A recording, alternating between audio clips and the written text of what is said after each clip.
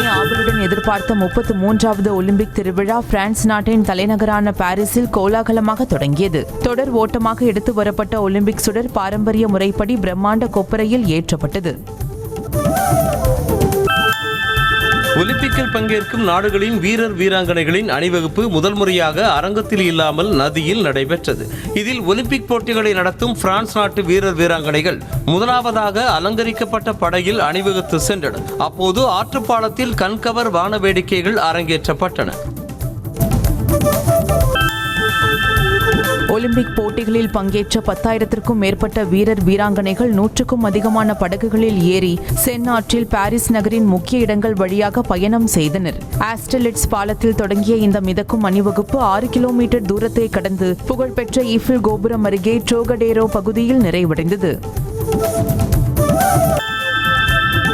Olympic அணிவகுப்பில் இந்திய அணிக்கு டேபிள் டென்னிஸ் வீரரும் தமிழ்நாட்டைச் சேர்ந்தவருமான சரத்கமல், பேட்மிண்டன் வீராங்கனை PV சிந்து ஆகிய இருவரும் தலைமை தாங்கி தேசிய கொடியை ஏந்தி சென்றனர். இவர்கள் இருவரும் ஒலிம்பிக்கில் தேசிய கொடியை ஏந்தி செல்வது இதுவே முதல் முறையாகும். பாரிஸில் நடைபெற்ற ஒலிம்பிக் போட்டிகள் தொடக்க விழாவில் உலகத் தலைவர்கள் பலர் கலந்து கொண்டனர். அமெரிக்க அதிபர் ஜோ பைடனின் மனைவி ஜில் பைடன், இங்கிலாந்து பிரதமர் ஸ்டார்மர், ஜெர்மன் பிரதமர் ஸ்கோல்ஸ் உட்பட உலகம் முழுவதிலும் இருந்து அரசியல் தலைவர்கள், முக்கிய பிரபலங்கள் கலந்து கொண்டனர்.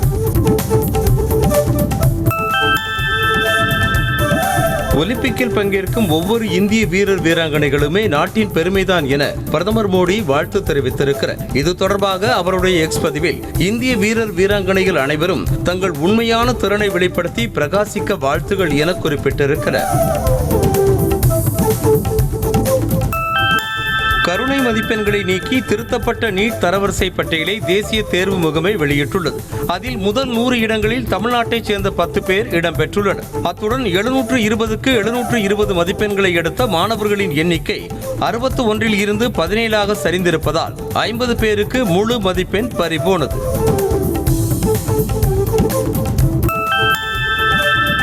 பிரதமர் மோடி தலைமையில் டெல்லியில் நிதி ஆயோக் கூட்டம் இன்று நடைபெறுகிறது. இந்த கூட்டத்தில் பங்கேற்க அனைத்து மாநில முதலமைச்சர்களுக்கும் அழைப்பு விடுக்கப்பட்டிருக்கும் நிலையில் தமிழ்நாடு, கர்நாடகா, தெலங்கானா, ஹிமாச்சல பிரதேசம், கேரளா, புதுச்சேரி, பஞ்சாப் உள்ளிட்ட மாநிலங்களில் முதலமைச்சர்கள் கூட்டத்தை புறக்கணிப்பதாக அறிவித்துள்ளனர்.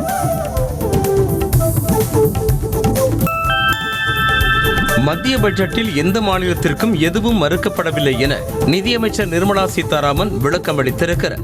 NDTVக்கு நேர்காணல் அளித்த அவர், ஒரு மாநிலம் 2ஆக பிரிக்கப்படும் போது அதன் வளர்ச்சிக்கு உதவ வேண்டியது மத்திய அரசின் கடமை என்பதால் தான் ஆந்திராவிற்கு சிறப்பு நிதி அளிக்கப்பட்டதாக விளக்கம் அளித்தார்.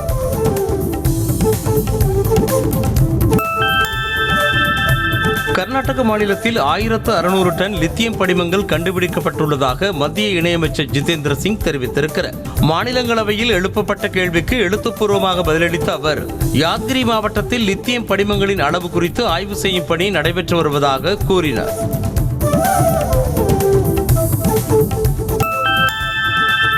மக்களவையில் கேள்வி நேரத்தின் போது பாக்கெட்டில் கைவிட்டபடி கேஷுவலாக பதிலளித்த மத்திய அமைச்சரை சபாநாயகர் ஓம் பிர்லா கடிந்து கொண்டார். மிஸ்டர் மினிஸ்டர், பாக்கெட்டில் இருந்து கையை எடுத்துவிட்டு பேசுங்கள் என ஓம் பிர்லா அறிவுறுத்தினார். உத்தரப்பிரதேச மாநிலம் சுல்தான்பூரில் எதிர்க்கட்சித் தலைவர் ராகுல் காந்தி ரயில் ஓட்டுநர்களை சந்தித்து பேசினார். அப்போது நீண்ட பணி நேரம், அடிப்படை வசதிகள் குறித்து ராகுலிடம் லோகோ பைலட்டுகள் எடுத்துரைத்தனர். நிதி ஆயோக் கூட்டத்தில் பங்கேற்க டெல்லி சென்றிருக்கும் மேற்கு வங்க முதலமைச்சர் மமதா பானர்ஜி அரவிந்த் கெஜ்ரிவால் வீட்டுக்கு சென்று அவரது குடும்பத்தாரை சந்தித்து நலம் விசாரித்தார். மமதாவை சுனிதா கெஜ்ரிவால் வாசலுக்கு வந்து வரவேற்று அழைத்து சென்றார். வீட்டின் உள்ளே சென்றதும் கெஜ்ரிவாலின் பெற்றோரிடம் மமதா ஆசீர்வாதம் பெற்றார். மக்களவை எதிர்க்கட்சித் தலைவர் ராகுல் காந்திக்கு சுனேகிரி பார்க் சாலையில் புதிய அரசு பங்களா ஒன்றை ஒதுக்கீடு செய்து லோக்சபா குழு பரிந்துரை செய்திருக்கிறது. நடைபெற்று முடிந்த தேர்தலில் வெற்றி பெற்று எதிர்க்கட்சித் தலைவரான ராகுலுக்கு பங்களாவை ஒதுக்கி பரிந்துரைக்கப்பட்ட நிலையில் அது குறித்து ராகுல் காந்தி இன்னும் பதிலளிக்கவில்லை என கூறப்படுகிறது. மாநில அரசின் மசோதாக்களை நிலுவையில் வைத்திருப்பதற்கு எதிரான வழக்கில் மத்திய அரசு மற்றும் கேரள ஆளுநரின் கூடுதல் தலைமை செயலாளருக்கு உச்சநீதிமன்றம் நோட்டீஸ் அனுப்பியுள்ளது. இதேபோல மேற்கு வங்க மாநில ஆளுநரின் செயலாளரும் மத்திய அரசும் 3 வாரத்திற்குள் பதிலளிக்க நீதிமன்றம் உத்தரவிட்டது. சட்டத்திற்கு உட்பட்டு ஆளுநரை விமர்சிக்கலாம் என மேற்கு வங்க முதலமைச்சர் மமதா பானர்ஜி வழக்கில் கொல்கத்தா உயர்நீதிமன்றம் உத்தரவிட்டுள்ளது.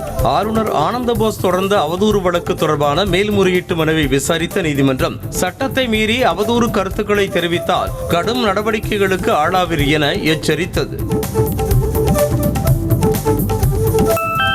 டெல்லியில் போராட்டம் நடத்த அனுமதி மறுக்கப்படும் தங்கள் மாநில விவசாயிகளை பாகிஸ்தானுக்கு அனுப்பிவிடவா என மத்திய அரசுக்கு பஞ்சாப் முதலமைச்சர் பகவந்த் மான் கேள்வி எழுப்பியிருக்கிறார். ஹரியானாவில் பேசிய அவர், அரசாங்கம் எங்கு நடக்கிறதோ அங்குதான் விவசாயிகள் வருவார்கள் என்றும், ஆனால் அவர்களை தடுக்க இரும்பு முள்வேலிகள் வைக்கப்படுவதாகவும் குற்றம் சாட்டினார். மக்களவைத் தேர்தலில் உத்தரப்பிரதேசத்தில் பாஜக அடைந்த தோல்வியை சரிசெய்ய முதலமைச்சர் ஆதித்யநாத் முயற்சி செய்து வரும் நிலையில் அவர் கூட்டிய ஆலோசனைக் கூட்டத்தில் 2 துணை முதலமைச்சர்களும் பங்கேற்காதது பாஜகவுக்குள் புகைச்சலை ஏற்படுத்தியுள்ளது. கனமழை கொட்டி தீர்த்ததன் காரணமாக டெல்லி நொய்டா விரைவு சாலையில் தண்ணீர் சூழ்ந்து நிற்பதால் வாகனங்கள் செல்ல முடியாமல் கடும் போக்குவரத்து நெரிசல் ஏற்பட்டது. பல கிலோமீட்டர் தூரத்திற்கு அணிவகுத்து நின்ற வாகனங்கள் மெதுவாக ஊர்ந்து சென்றன.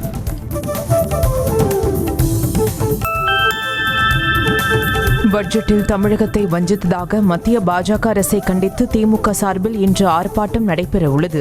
மத்திய அரசு மாற்றாந்தாய் மனப்போக்குடன் தமிழகத்தை வஞ்சித்து வருவதாக குற்றம் சாட்டியுள்ள திமுக இன்று அனைத்து மாவட்ட தலைநகரங்களிலும் ஆர்ப்பாட்டம் நடத்துகிறது.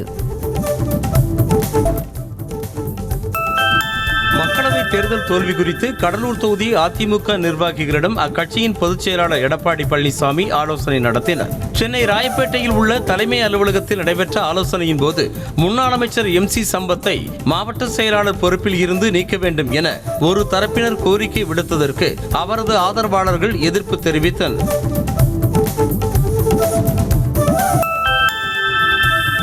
தமிழ்நாட்டில் ஐபோன்களை தொடர்ந்து ஐபாட்களை தயாரிக்க ஃபாக்ஸ்கான் நிறுவனம் முடிவு செய்திருக்கிறது. இதுகுறித்து தமிழ்நாடு அரசுடன் ஏற்கனவே ஆலோசிக்கப்பட்டுள்ளதாக ஃபாக்ஸ்கான் நிறுவன அதிகாரிகள் தெரிவித்திருக்கும் நிலையில் ஃபாக்ஸ்கான் நிறுவனத்தின் மூலம் வழங்கப்படும் வேலைவாய்ப்பும் கணிசமாக அதிகரிக்கும் என தெரிவித்துள்ளது.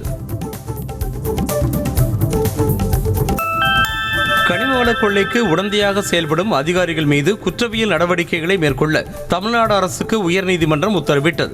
கிருஷ்ணகிரி, தருமபுரி மாவட்டங்களில் கோவில் நிலங்களில் கனிம வளங்கள் திருடப்படுவதை தடுக்க கோரிய வழக்கில் ஒருங்கிணைந்த நடவடிக்கை எடுக்க வேண்டும் என நீதிபதிகள் அறிவுறுத்தினர்.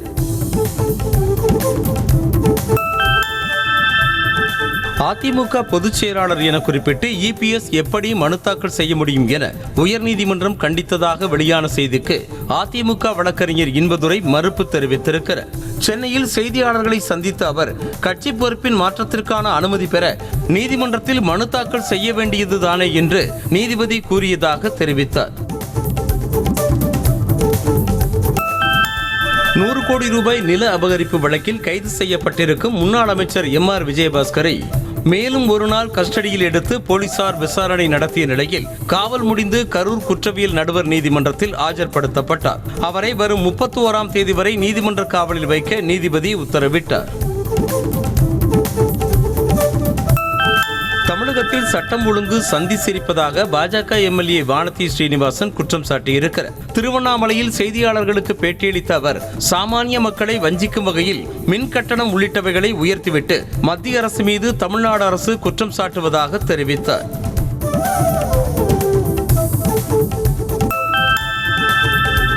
கோட்சே மற்றும் சாவர்கரின் போதனைகளை பின்பற்றாததால் மத்திய பட்ஜெட்டில் இருந்து தமிழ்நாடு புறக்கணிக்கப்பட்டதா என மதிமுக MP துரை வைகோ நாடாளுமன்றத்தில் கேள்வி எழுப்பினார். பட்ஜெட் மீதான விவாதத்தின் போது உரையாற்றிய அவர், பாஜக அதன் கூட்டணி கட்சிகளை திருப்திப்படுத்தவே இந்த பட்ஜெட்டை வடிவமைத்துள்ளதாக கடுமையாக சாடினார்.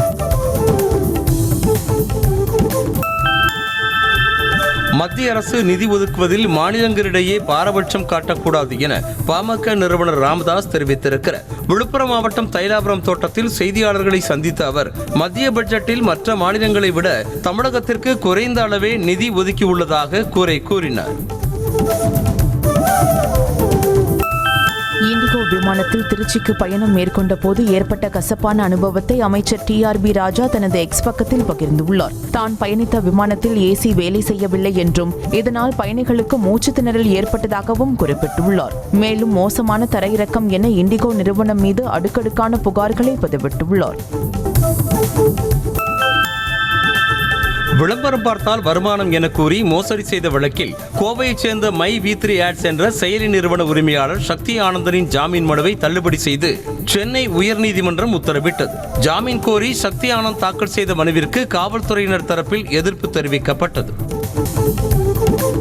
நெல்லையில் வழக்கறிஞர் மீது போலீசார் பொய் வழக்கு போட்டதாக கூறி வழக்கறிஞர்கள் சாலை மறியல் போராட்டத்தில் ஈடுபட்ட நிலையில் அந்த வழியாக சென்ற சபாநாயகர் அப்பாவுவின் காரை மறித்து போராட்டத்தில் ஈடுபட்டனர். அப்போது அவர்களை சபாநாயகரின் பாதுகாப்பு அதிகாரி மற்றும் போலீசார் அப்புறப்படுத்தினர். காஞ்சிபுரம் மேயருக்கு எதிரான நம்பிக்கையில்லா தீர்மான வாக்கெடுப்புக்கு தடை விதிக்க சென்னை உயர்நீதிமன்றம் மறுப்பு தெரிவித்துள்ளது. இது தொடர்பான வழக்கு விசாரணைக்கு வந்தபோது மேயருக்கு எதிரான குற்றச்சாட்டுகள் அனைத்தும் பொத்தாம் பொதுவாக உள்ளதாக கூறி கூட்டத்திற்கு தடை விதிக்க நீதிபதி மறுத்துவிட்டார்.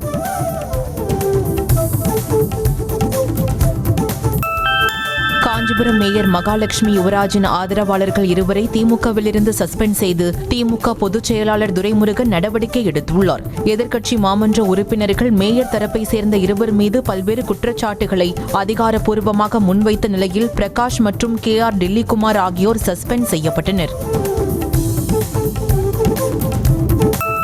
மாவட்டம் வாஞ்சி மணியாச்சி ரயில்வே நிலையத்திற்கு தூத்துக்குடி மேட்டுப்பாளையம் உள்ளிட்ட விரைவு ரயில்கள் நின்று செல்ல வேண்டும் என ரயில் பயணிகள் கோரிக்கை விடுத்துள்ளனர். பணிக்கு செல்லும் பொதுமக்களுக்கும் பள்ளி கல்லூரி மாணவர்களுக்கும் போதுமான ரயில் வசதி இல்லாததால் கடும் அவதியடைந்து வருவதாக தெரிவிக்கின்றனர்.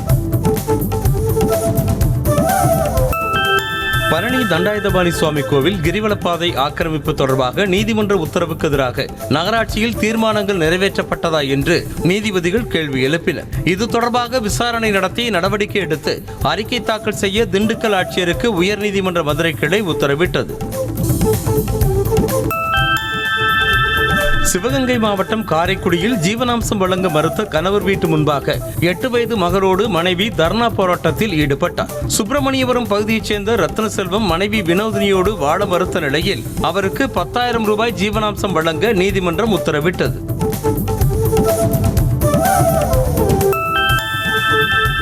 திருச்செந்தூரில் டைல்ஸ் கடை முன்பாக நிறுத்தப்பட்டிருந்த பைக்கை திருட முயன்ற இளைஞரை பொதுமக்கள் பிடித்து போலீசில் ஒப்படைத்தனர். டைல்ஸ் கடையில் மேலாளராக பணியாற்றி வரும் வேல்குமார் என்பவரின் பைக்கை இளைஞர் ஒருவர் லாக்கை உடைத்து திருட முயன்றதாக கூறப்படுகிறது.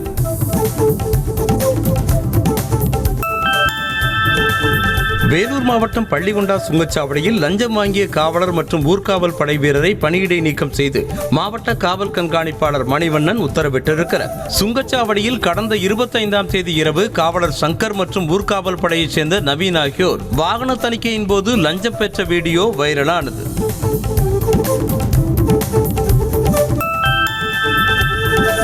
திருச்சியில் பள்ளிவாசல் சொத்துக்களை அதன் தலைவர் அபகரிப்பதாக கூறி பள்ளிவாசல் கூம்பின் மீது ஏறி ஒருவர் தற்கொலைக்கு முயன்றதால் பரபரப்பு ஏற்பட்டது. காந்தி மார்க்கெட் அல் முகமதியார் பள்ளிவாசல் தலைவராக உள்ள முகமது அன்சாரி ஜாகீர் பள்ளிவாசலுக்கு சொந்தமான நிலத்தை அபகரித்ததாக கூறி முகமது ரஃபீக் என்பவர் போராட்டத்தில் ஈடுபட்டார். மதுரை மாவட்டம் சோழவந்தான் அருகே பலத்த போலீஸ் பாதுகாப்புடன் ஆக்கிரமிப்புகள் அகற்றப்பட்டன.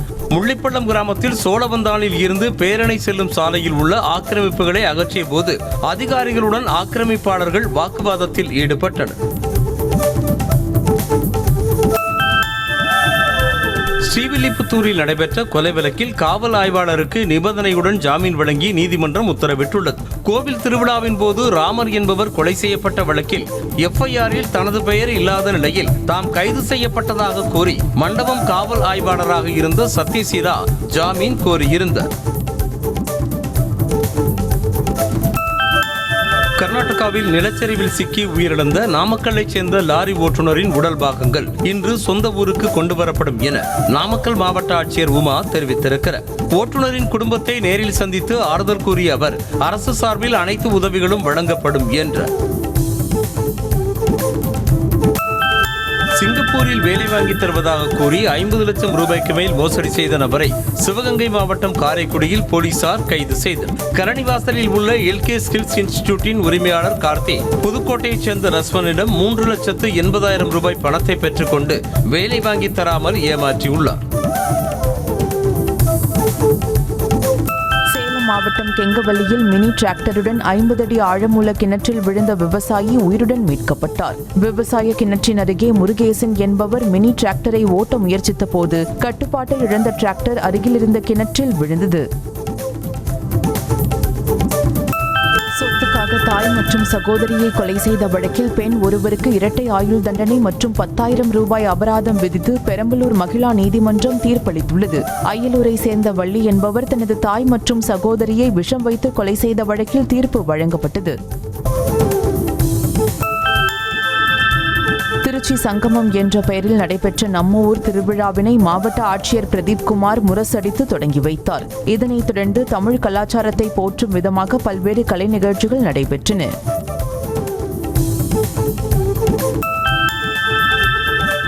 திண்டுக்கல்லில் வெடிகுண்டு துப்பறியும் லீமா என்ற நாய் 8 ஆண்டுகள் பணிபுரிந்து பணி ஓய்வு பெற்றது. சீலப்பாடி ஆயுதப்படை மைதானத்தில் துப்பறியும் நாய்ப்படை பிரிவில் பணிபுரிந்த லீமா என்ற நாய்க்கு மாவட்ட எஸ்பி பிரதீப் தலைமையில் பணி நிறைவு விழா நடைபெற்றது.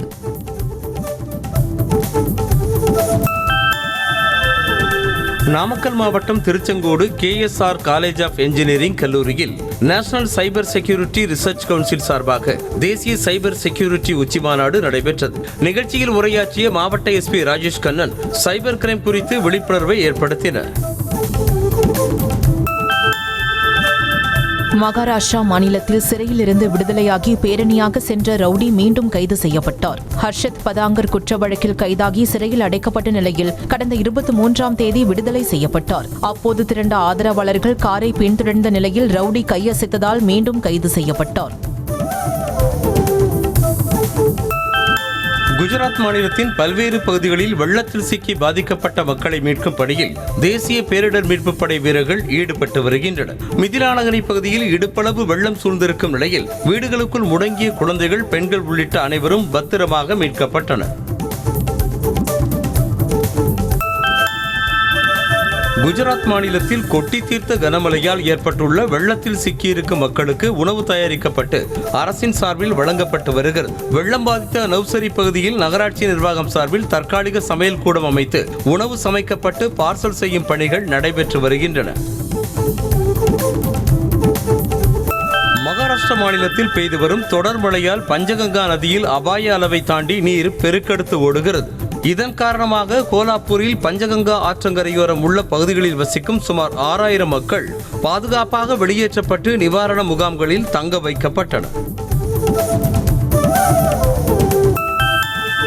உத்தரகாண்ட் மாநிலம் சமோலி மாவட்டத்தில் தொடர் கனமழை காரணமாக பத்ரிநாத்தில் உள்ள அலகநந்தா ஆற்றின் நீர்மட்டம் வெகுவாக அதிகரித்துள்ளது. அபாய அளவை தாண்டி நீர் பெருக்கெடுத்து ஓடுவதன் காரணமாக கரையோர பகுதி மக்களுக்கு வெள்ள அபாய எச்சரிக்கை விடுக்கப்பட்டுள்ளது. தெலங்கானா மாநிலம் மஞ்சிரிலியா மாவட்டம் கிருஷ்ணப்பள்ளியில் அரசு பள்ளி வகுப்பறைக்குள் மழைநீர் ஒழுகியதால் மாணவர்கள் குடைபிடித்தபடி படிக்கும் அவலநிலை ஏற்பட்டது. மேலும் இடியும் நிலையில் உள்ள பள்ளி கட்டிடத்தை சீரமைக்க வேண்டும் என அப்பகுதி மக்கள் கோரிக்கை விடுத்தனர்.